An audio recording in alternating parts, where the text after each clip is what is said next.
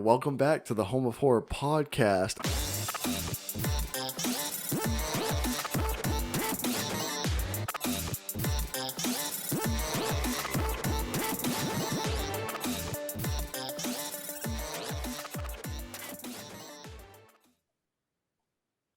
And on that note, let's take a shot. All right, cool.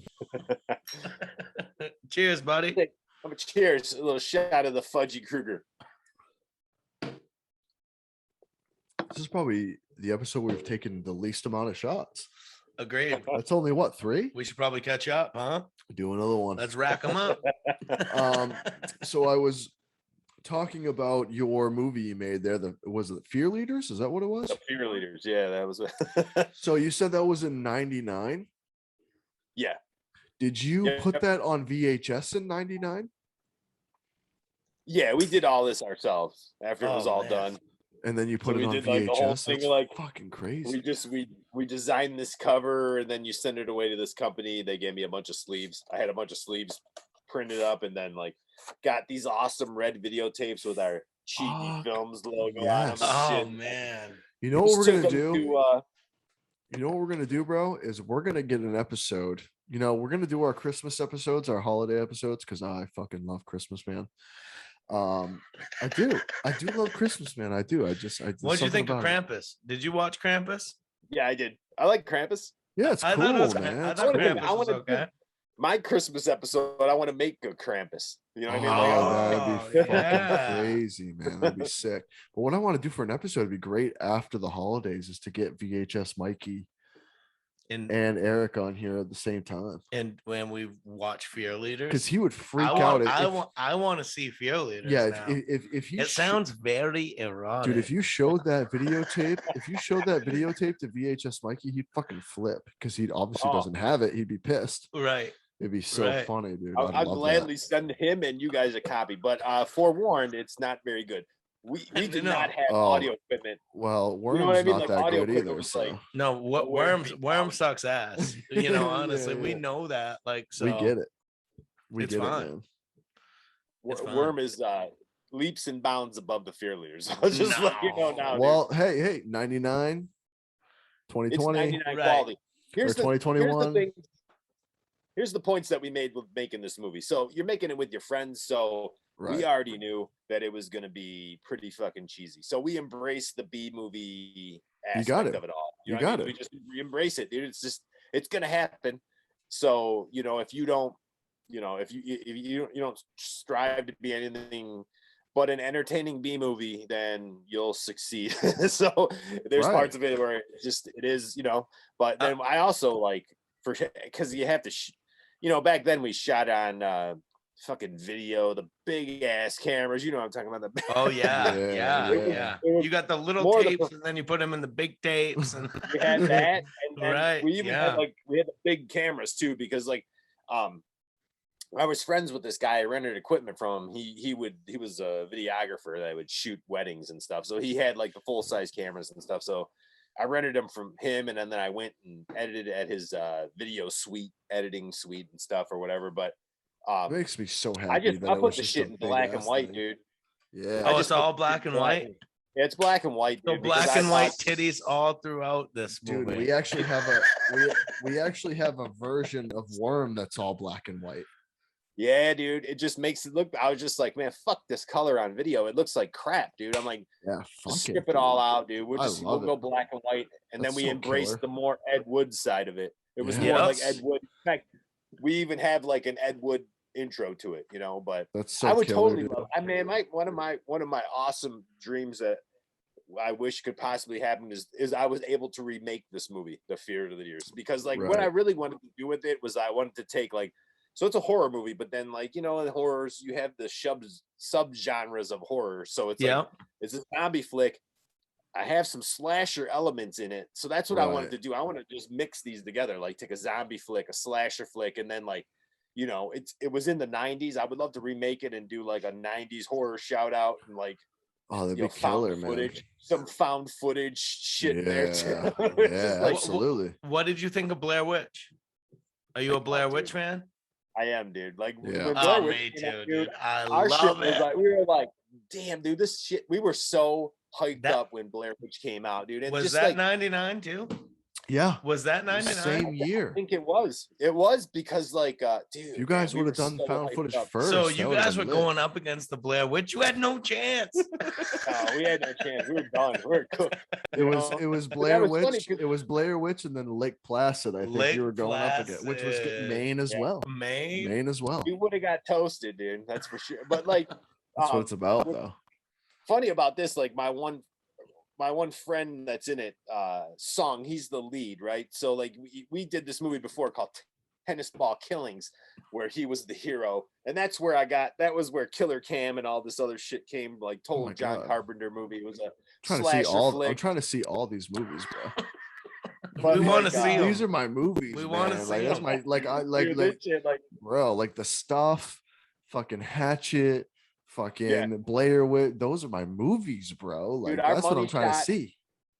We made Tennis Ball Killings 3, which 1 and 2, who the fuck knows where they were? They were like 5-minute ones that we shot in my basement, right? Oh, that's so good.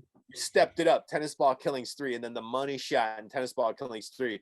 My friend Jeff, we happen to have 2 of these witch masks, right, that he wears in the movie. So we're like, oh, we got one to spare, bro. So our money shot was, we went out to the middle of the woods. My friend Mark was a hunter, right? So we're like, bring that shotgun home, boy. And then like we set up this mannequin with a clay head, and then like I cut apart the mask and glue it to this clay head full of balloons of blood and shit. And then homeboy just blew the motherfucker out. That's our money shot in the movie. His head blows up at the end, dude. And then like we had like 3 cameras on this thing. Spit some beer. Jeez. I love it. I love it. I love it. And that's the shit I love, dude. Like it was me, my friend Mark, and this other guy, this other Eric. We were out in the middle of the woods and shit, and like he's like, yeah, I think we can just shoot it here. That's fine. I'm like, you could just, like, we weren't even that far away from the road. I'm like, you're just gonna shoot a gun here, like a freaking shotgun, bro? Like, yeah, we're fine. We'll be in and out, you know. So we set up 3 cameras, dude, and then the other Eric was like up in a tree. I'm like, you sure? Are you sure you're safe there? And then my friend Mark's like, he's fine. You know, he's fine. Hit him there. And then he just fucking boom, blew that thing up, dude. And like in the movie, you could tell it's our money shot because I just kept putting it in slow motion. Yeah, man. Of his head blowing up, dude. Well, that money shot just blew all over my laptop, bro. Oh man, he just spit up everywhere in here. Sorry. But dude, isn't that so cool though? That like you have that story though. That's the best part. Yeah. Like that's bigger than the movie. Is that like that story is unbelievable. Like that's what when we interviewed John Campo Piano, he was talking about Snapper, and Snapper was all about a man-eating turtle movie that never got made. Yeah, it was kind of like a Jaws / Piranha type monster movie. It was right, it was early 90s, right? It was late 80s, early 90s. So it was all about a killer snapping turtle that was it was a movie being produced in Worcester, Massachusetts. And the whole documentary is following these guys that were trying to get this movie made, and they only had, they put $8,000 on a credit card, and back then that $8,000 was a lot of money. So right, pretty much they tried to put like a trailer together. I mean, literally, if you watch the movie, I mean, they're like ripping one of these guys' apartments apart, and like making a movie set out of it. Yeah, because he's like, I don't need any furniture. I just need my bedroom. Yeah, just fucking rip all the furniture out of my house, and then we'll use it as a movie fucking set. And it's like, holy shit, these guys are committed. Yeah, they did a whole underwater like swimming killer snapping turtle scene. They just used fog machines and aluminum foil to make the to make it look like it was underwater, and it did look good. And the thing is they made the trailer and they sent it off to all these production companies, and no one ever picked it up. See, that's what I would love. I would love for one of us, either us or you or combined, any of these other people, to look at all these people that are doing these things, that have wanted to do this for years and years, and say, let's fucking really do something. Let's really, what I mean? Let's really make the movie. Let's make it big, and let's do what all of us have always wanted to do. You know what I mean? Like, since I was a kid, same thing. I know you're a big Sam Raimi fan. because he's a hometown hero. Right. And us, we're huge Stephen King fans because I'm he's a sorry. hometown I'm hero. sorry. He's a little bit bigger, bro. Simmer down. We're not trying to. We're not trying to. I mean, he is dicks here. We're not comparing dicks. I get that. Hey, Tom Atkins ain't here, motherfucker. No, I'm just saying, like, I think we all have that motivation to do it. You know what I mean? Right. And I would love for something to come together where I could say, okay, well, I got the special effects guy, and I got the other guy to do this. You know, let's do this. Let's get all the hometown heroes together. Right. And let's make a fucking great film, because I feel like it would be something great, and it would be something that people would want to see. Yeah, and either way, it's another, like like we were talking about it. It's another story. It's another story. It's what you just explained with Fear Leaders, and we've all tried of ourselves, and if we can all come together, right? Maybe. And wait, what's the other one? The tennis ball one? Tennis Ball Killings 3. Oh, it's so good, dude. That's what I'm saying, though. I'm done. You take Worm, you take Tennis Ball Killings 3, you take Fear Leaders, you take fucking some other bullshit, and you mesh them all together. You combined all those talents, bro, and we have, dude, I'm telling you, we either have a great movie, you make something or special. We have a shit movie and a hell of a story. You make something special. Dude, that would be so killer, man. I would love that. I think it would be awesome, dude. Like just pulling everything, especially like nowadays too. Like, you know what I mean? Like what those guys went through with the snapper. You know what I mean? Like, they could just have that shit on Netflix anymore. Like, dude, the best thing. The best thing is that their first movie they did was Attack of the Killer Refrigerator. It was Attack of the Killer Refrigerator. And it was like, for their time, it was like literally considered the worst movie of all time, like worst movie ever made. Right. But at the same time, it was like, go make that movie for $25 in the late 80s. You couldn't do it. Like people couldn't do it, but they shit on it because everybody has critics, right? But it's the same thing with the Tennis Ball Killings and Fear Leader and Worm. It's all the same shit. Guess what? Now you can't, I looked it up. Attack of the Killer Refrigerator, you can't get. If you want the VHS of Attack of the Killer Refrigerator, it's $400 on eBay. Right. You can't get it. Yeah. It's impossible to get. How great would that be? What's crazy is I can go on eBay and I can order The Exorcist on VHS for $25. Where do you stand on The Exorcist, by the way? It's the best movie of all time. I don't have simmer to ask. down. I don't have to ask him. No, simmer I don't down. have to ask him. It's the best movie of all time. Both of us agree with that. I want to see what he stands on. I don't even want to hear it. It's the best movie of all time. Anyway, simmer down. Okay. Simmer down, Johnny. No. Okay, simmer down, Johnny. Go ahead. I love The Exorcist, and I'll tell you what, as a kid, holy scared shit out of me, bro. Terrifying. Yep. Like, I couldn't get through. Like, it wasn't until later on in life that I could get through The Exorcist. Like, when I was a kid, like it was on and we were watching it, you know what I mean? And then her bed starts shaking and all the other shit starts happening. Right. Yeah. I'm like, dude, I was scared fucking shitless, bro. And I was just like, dude, I can't get so through good. Dude. It's and I'm so like, good. I was younger and stuff. And like, it wasn't until later on in life where I was like, I went through the whole movie. I was like, this thing still fucking scares the shit out of me. Dude, but it's mostly dialogue. It's mostly dialogue, but I think that's what's also scary about it, because it's everyday conversations that you would have. You know what I mean? Like, and a lot of people don't like. We've talked to a lot of people. There's too much dialogue in this movie, and we're like, no, dialogue is where you get that scary sense from. Because when Father Marin walks in and you hear her say Marin, it's terrifying. There is not, dude. When I hear that, stand up on I still get goosebumps when he walks into that house, and you're like, not to mention good. They've met each other before. They have met each other before. Yeah, right. What's funny too, like when they say there's too much dialogue in it, they're just an average family. So I mean, like, what kind of fucking dialogue? It's not going to be the diner fucking scene in Reservoir Dogs. No, right? It's just a regular family. You know what I mean? And like, it's just like, that thing just scared the shit out of me, man. Whenever I went into Toys R Us after that shit and saw a Ouija board, I was like, keep that shit away from me. Yo. I've never used a Ouija board in my entire life, nor will I ever. And my it's friend, and because it's of that movie, and Captain it's Howdy. What was it, 75? Captain fucking Howdy. Was it 70? Was it 75, 76, around that area? Right around there, yeah. So, I mean, you're talking a movie in the 70s, which, like, I mean, are you going to, any other movie around that time in the 60s and 70s, are you going to compare? No. I mean, even like The Omen and the Rosemary's Baby. Wrong. No, I love movies. The Omen. Great movies. I love Rosemary's Baby. I love great both movies.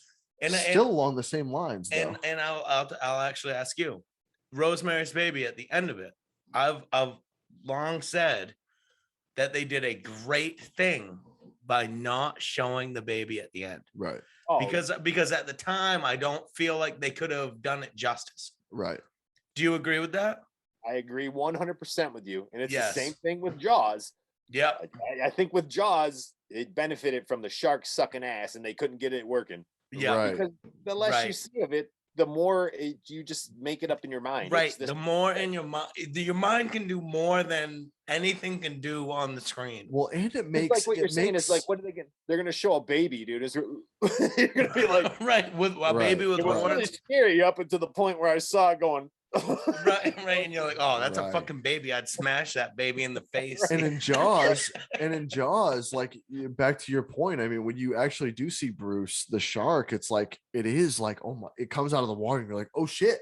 Right. Like, obviously nowadays you're like, yeah, I know it's animatronic, but it still gives me that like, oh, that's so fucking awesome. Right. You know what I mean? Like in Jaws, you know, you get a couple little glimpses of it. You know what I mean? Like when you bite up that dude's leg, you kind of see Bruce on the side coming along and stuff, and like, but it's the shot when he's throwing the chum in the water, dude, and he just pops out. We were like, dude, holy so shit! Good. It's so the movie is it's really, when it came to those old movies, and I still think it's true to this day when we talk about a movie like The Lodge. And did you ever see The Lodge? I have not seen The Lodge. Oh, you should check that out. Definitely check it out because it's very good. For me, it's all, and maybe it's just because I'm a huge Exorcist fan. It's more of a psychological thing, but like it's one of those movies that makes you think through the whole thing. And we actually talked about a lot about the ending. Yeah, because it's open for interpretation. I'll go into it saying that it's open for interpretation, but I think it's an ambiguous ending. And I'm not always the biggest fan of ambiguous endings, but that one I felt like they did a pretty good job. Right. You know why? Because it was the same effect as Blair Witch, where like you don't see anything at the end, but guess what? You know, for 2 to 3 weeks after, you're talking about it. Right. And you're saying, hey, oh my God, I think this happened. No, that's not what fucking happened. This happened. Right. And it's you're still talking about the fucking movie. Right. And it's like all of a sudden you're like, holy shit, like it just dawned on me. This movie's fucking awesome. Like, right. I've been talking about this movie for 2 weeks straight. You know what I mean? And it really gives the same thing with The Exorcist. Blair Witch, The Exorcist, I'm not putting them in the same category, by the way. But with The Lodge and certain movies, there's something about patience. You see what I did there? You see what I did there? You see what I did there, bro? You see what I did there? I see what you just did there. Patience. There's something about if you have a good story, there's something about patience and pace of the film that is so scary. The thing with The Exorcist is the scenes you got. I agree, a lot is dialogue, and it's good dialogue. It's not great dialogue. Like, back to your point, you know, it's an everyday family. Like, how much crazy dialogue you're gonna get? Like you said, it's not Pulp Fiction in the diner. You know, you don't have Sam Jackson spitting out fucking fluid fucking gold. You know what I mean? But like, exactly right. But you do have these instances where you're saying, okay, dialogue. I understand what they're saying. And then boom, you get a scene where she's just like, oh, by the way, I'm the devil himself, so kindly undo these straps. And you're like, oh shit, that sent fucking shivers down your spine. It's incredible. And man. when she takes the cross, and she's in the unedited version, right? Yes. I mean, I think everybody knows where we're going here. You know, bro. You get it. That's the thing about it, though, too, is like, I mean, they're just a normal, real family. Right. And that dialogue, you could be able to probably see your normal ass family having. Absolutely. Yeah, that's such a good way to that's such a good way to explain it, dude. Absolutely. That's why I don't think that it's too much dialogue. You know what I mean? And like, hey, I don't, I'm not fucking, like I'm not a group of hitmen sitting around talking about Madonna's. Right. That's I don't fucking sweet. Don't get me wrong. Tarantino dialogue is awesome. Tarantino, me and JT both love Tarantino. His dialogue is unbelievable. The dialogue of Tarantino movies, and it's like 20 pages of one conversation. It's fucking incredible. And every sentence means something to the movie. Every sentence, even if it doesn't seem like it does. Leaving a tip. Going back to Reservoir Dogs. Right. Well, you're not gonna leave a fucking tip. You know what I mean? Yeah. It's like, well, even just back like to Virgin. Yeah, and like it goes Pulp Fiction, back to it. Pulp Fiction with the divine intervention, that whole thing. You know what I mean? We're getting a little away from horror, so let's. No, I love it. Yeah, but I love it. Yeah, but reel it back in. Let's reel it in. Reel it back in. You know what we should do? We should probably take a shot. Shot time. See, bro, Fudgy Krueger. I told you we were gonna get crazy, man. I told you. Fudgy's out. I tapped Fudgy Krueger. All right, let's make sure we wrap this up here pretty soon. But all right. Yeah, the dialogue is important. It's so important. It is. The same thing with practical effects, like we've talked about this entire episode. There's something so real about it. Like, it's a little different because, well, nowadays you get people being like, this is what I hate. As I talk to someone and they're like, oh, The Ring is like the scariest movie I've ever seen. I'm like, dude, you're such a fucking asshole. Dude, don't get me wrong. I like The Ring. I did like and I didn't mean to call those people an asshole for people watching. No, fuck you. You're a fucking asshole. No, your opinion. See, that's me. Be more sensitive. You're the nice guy. I'm the fucking asshole. Be more sensitive, bro. I like it. No, I'm fine. The Ring is. You gotta have the good cop, bad cop. This is why I like this guy. Well, the Ring is a great movie, but it's also like the short.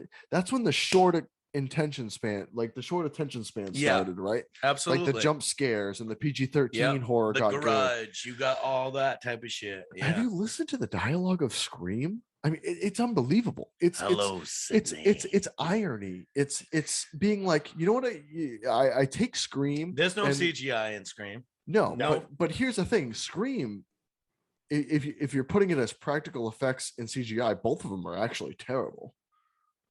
It's just a little blood here and there. It's not fucking anything special. Am I right? No, but you see Tatum in the garage with some blood. And you see Drew Barrymore in the But beginning. it's nothing crazy. The Drew Barrymore part, I think, was like they had her guts spilling out. That was probably the most. But that's about it. The biggest part in Scream. Yes, yeah. But here's what they did, and this is a weird analogy. And Drew Barrymore in that movie. How fucking crazy is that she just played that? And it was kind of her idea as well, right? Like it was her idea. Like unbelievable. It was her idea. I love Drew Barrymore. Was her idea to be like, I'm just gonna play this small part, and it's gonna carry a little bit throughout the movie, right? Absolutely, yeah.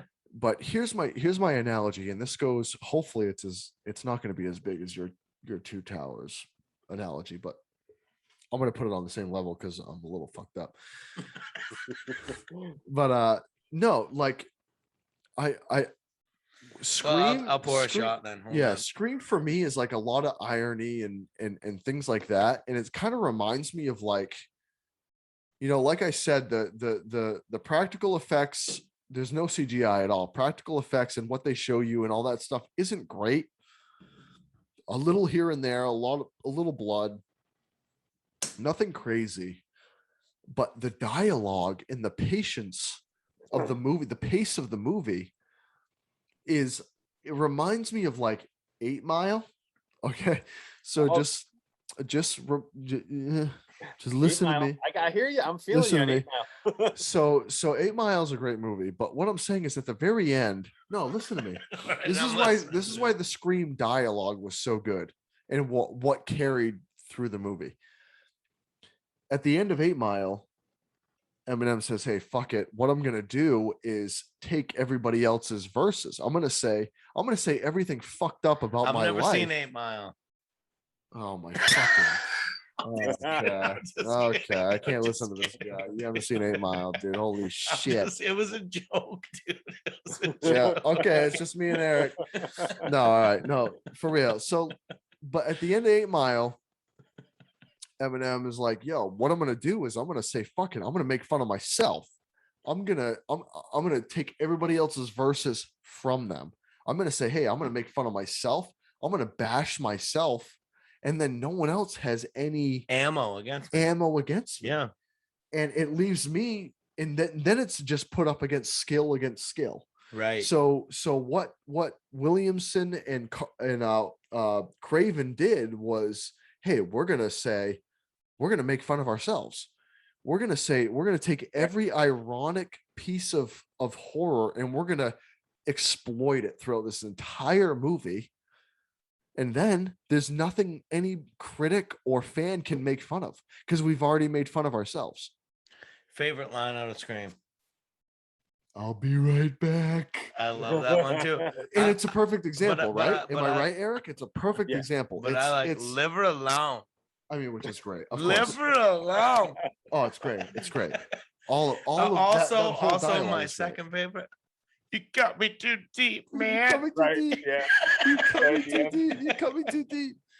But that, when what's he say about the movies don't make the killers, they just make the killers more creative. More creative. But that's what I'm saying. That's that everything we just said about what's great about the movie is true. They made fun of themselves. They brought the irony and everything in the dialogue, and then no critic could be like, oh, it's just another slasher movie. It's just another stupid teen murder movie. All these movies, they've already mentioned, they've already said that, yes, that's what this movie is. And we're just gonna feed it to you. And it's just like, oh, well, it's so stupid because she should be running out the front door when she's running up the stairs. And then she runs up the stairs.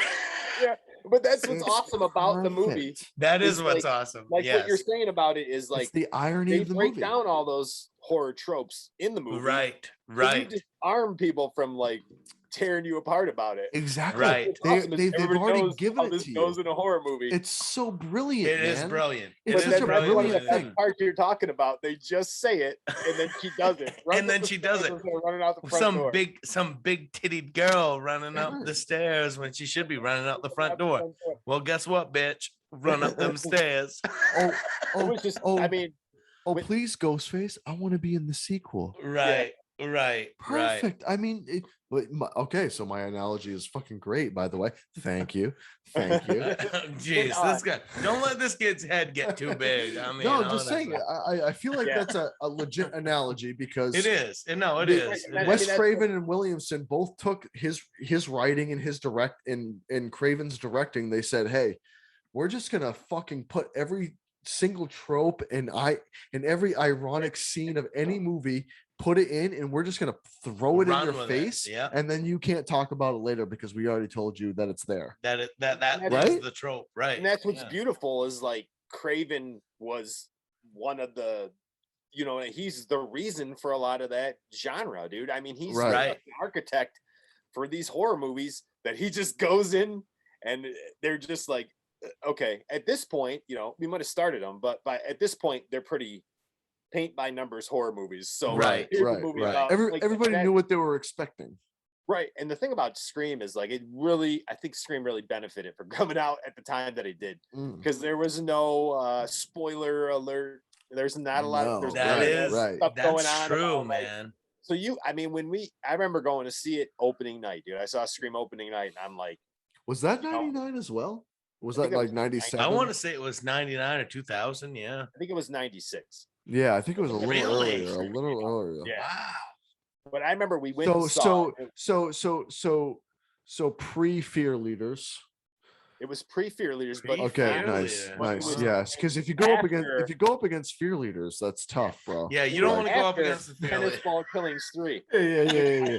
I sent Tennis Ball Killings 3 into this this guy that I knew that worked at Blockbuster Video, he put out this magazine of his own, and he reviewed Tennis Ball Killings 3, and he's like, no props for predating Scream as a self-reflexive horror film, because we have this character in there that talks about they're in the woods and shit, and she's like, oh man, this is where the killer comes up, and like, you know, he's probably lurking right now, and like somebody's head's gonna be in this cooler.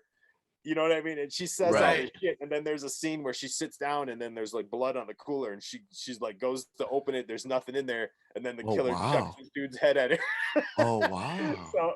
So like I'm just gonna say, he said we predated Scream. Wow, that may be true. That may be true. We're with a living legend here.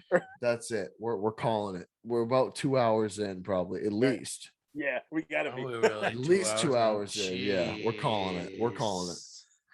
It's been a great episode, Eric. We really appreciate you coming on, man. It's been fucking awesome. It's been fucking awesome. And let me just say this: if we ever fucking hit it big, you're a fucking effects guy, brother. In there, man. I got the shirt.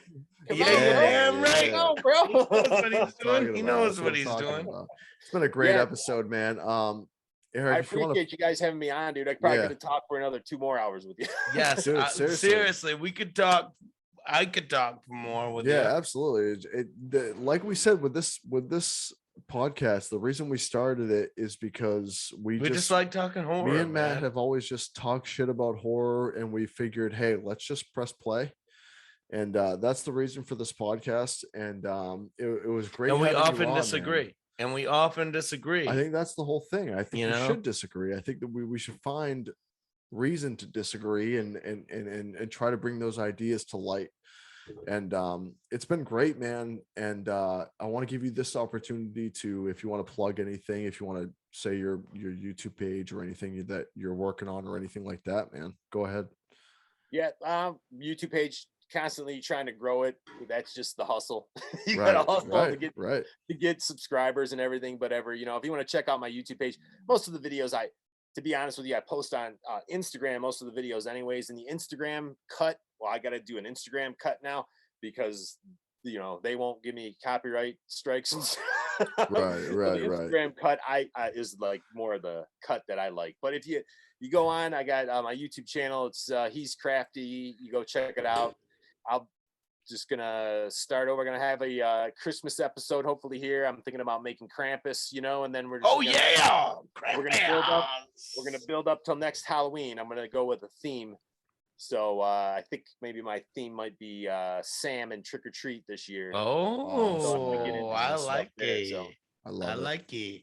But I totally appreciate you guys having me on, dude. Like I said, I could probably talk for another 2 hours and so, and again, I thank you guys and the many other podcasts like Guts Podcast and Cruel and Wenches and Mary Graves and everybody like that helped me get through my midnights at work listening to you guys. I really appreciate you. Thank you. I just want to say, if we have an opportunity and we have a guy who can do special effects for us, this is the fucking guy. So fuck you.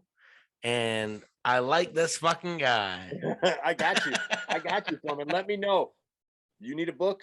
I got a book for you. Tell me what you got. We're going to be in contact with you. You don't worry about that. Sure. We're going to be in contact. Well, right after this episode, because we're not ending this video yet. We're just ending the episode. Simmer down, John. So what I would like to say is thank you, Eric, for joining us, man. It's been a great episode. This is going to be the longest episode since we tried to put it to 40 minutes. So this is definitely not 40 minutes. Thank you for joining us, man. You were great. Your YouTube is great. Make sure you go follow him. He's Crafty. Right. Awesome. Let's do this again, man. For sure. Let's do this again for sure. I'm sure we will. And I'm just chilling, hanging at the house. Just let me know. Hey, that's what I'm talking about, man. And yes. Hey, Matt, bring us out, man. And may the power of Christ compel you. Later, guys. Later. Home of Horror, the Home of Horror podcast. Home of Horror, the Home of Horror podcast. Horror podcast. So that's your third Stephen King? Don't start with me, dude. I bet they spent less than $50,000 on that movie. $252,000. Oh wow, really? Home of